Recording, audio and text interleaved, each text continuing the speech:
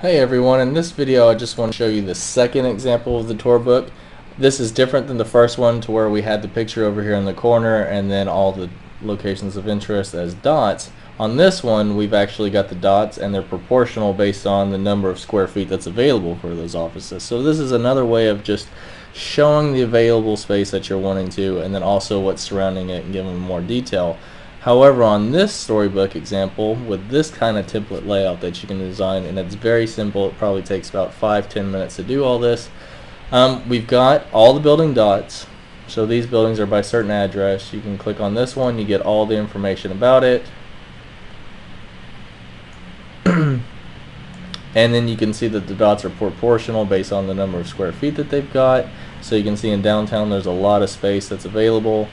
Right now we actually have on the worldwide traffic layer, so you can see where there's traffic as of right now in relation to these offices, and you could throw on other layers as well. This is just simply showing that you can do other layers added on to the ones that you're going to add besides just your points.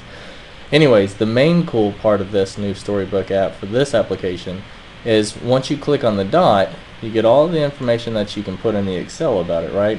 But then we have these built-in things of Google Street View and then also Google Earth. So down at the bottom, once you put in all your information, you can have a Street View tab. You click on that link and then all of a sudden you get a nice Google Street View of that dot. So your client could click on each one of the buildings and then just do a little tour around of what that space has to deal with. And this one right here, I think it's some empty land over in this area that was one of the points of interest. You can see down here while I turn that my little Google Earth guy shows me where I'm at in relation to the big map, and then once I turn you can see what direction that I'm also facing. You can change it down to the satellite one, and then you could zoom in on your tour guide right here to get a satellite and also a street view of the same thing. Alright, so I'm going to exit out of this one or go back to the original thing. Another built-in app, like I said, we included the Google Earth portion of this. So you click on this arrow and now you can get the Google Earth view of this guy.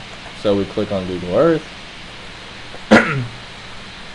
and what it's going to do is it's going to use the Google Earth API and then zoom into that dot that we have there. So this dot represents that area of interest. You can see that you got the nice 3D imagery once you use the Google Earth portion instead of the Street View.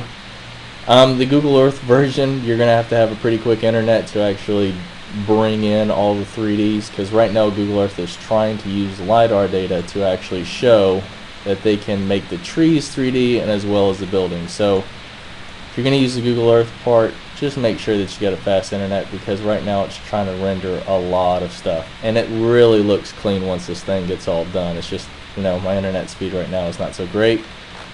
You can zoom in, and what this is right now is actually 3D images of the trees. Here you go. So now you can start seeing it come in. So here's the location that was put in the Excel, and by clicking on that Google Earth link you can see that they can look at it. They can do like a crow's eye view of the place. They can do a tilt, do a circle around the area, and all you got to do is go back to your tab and then go ahead and click on another one and they'll be able to do the same thing. Alright, hope you enjoyed it.